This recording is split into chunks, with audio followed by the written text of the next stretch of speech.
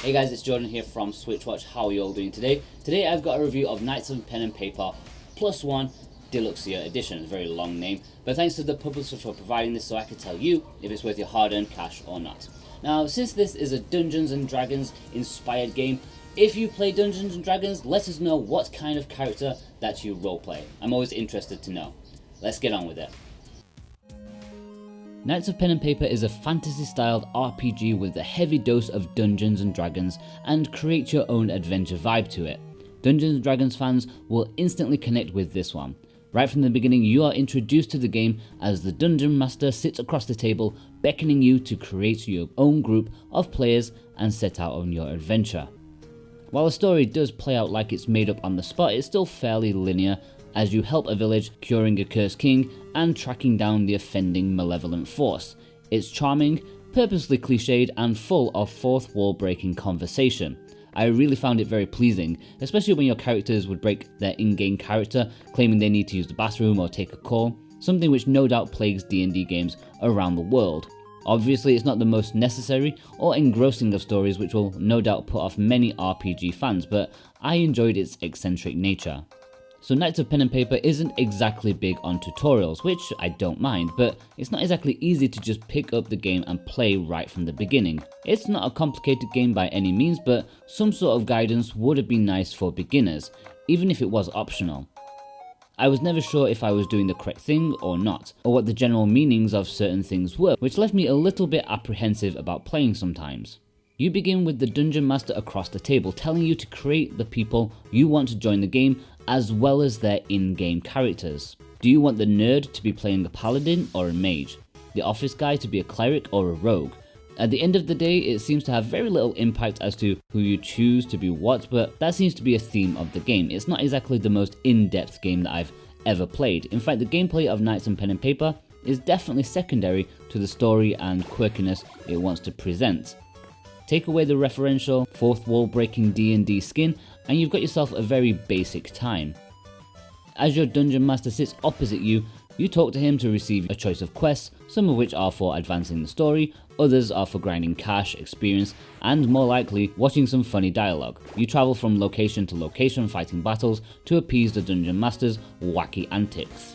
Battles are quite basic as you would expect. Set out like a Dragon Quest game, your characters are planted at the bottom of the screen, still attached to their gaming table, with enemies above. You have a physical attack or your special attack which uses up your magic points. Depending on which characters you've chosen will depend on what's available, but you'll definitely want a healer in there as soon as possible. An interesting gimmick is that you can often choose how many foes you want to battle at a time. This isn't always the case for big story battles or surprise attacks, but for the most part you can pick and choose how many you want to take on at once.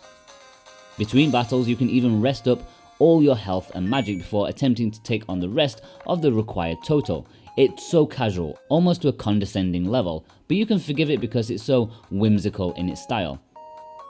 It also emits fallout from its mobile origins. It's right for quick pick up and play sessions. Even though that may give off a feeling that Knights of Pen and Paper is easy, you may want to take the time to grind a few levels here and there, between story points, since you'll find that the next main story mission will often have a higher recommended level than you're currently at, if you're just casually making your way through the game. There's even a specific designated grind area where enemies will be perfectly leveled to help you advance the most.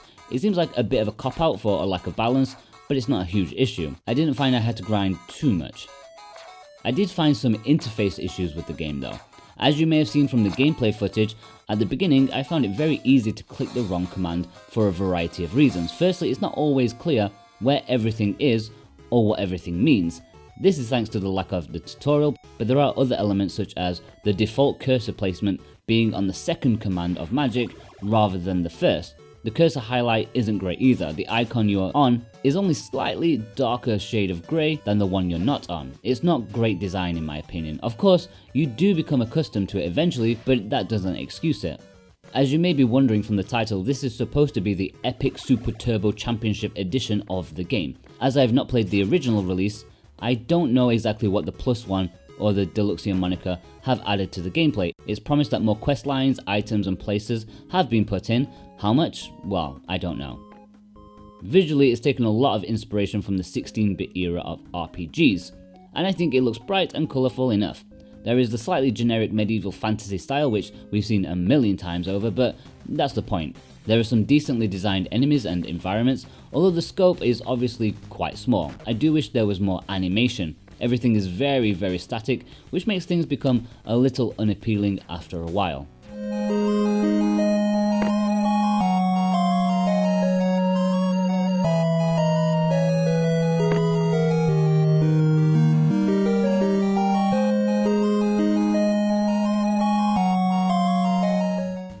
The sound is pretty good, but a little on the repetitive side. If you stay in the same place for any length of time, you may become a little tired of the song loops, even if they are fairly good and catchy. The songs are very 16-bit to go along with the art style and fit in nicely. A bit more variety would have been nice though. For value, this Deluxier edition of Knights of Pen and Paper is selling for $14.99 or £13.49, which is probably more than you guys were hoping for. With this price, you're getting more than a dozen hours of charming, reference-laden, laid-back RPG gameplay. That sounds like decent value, right? At least compared to other games. The offbeat nature means that there's always something new and funny to experience, so I think it's got a decent amount of content for the price.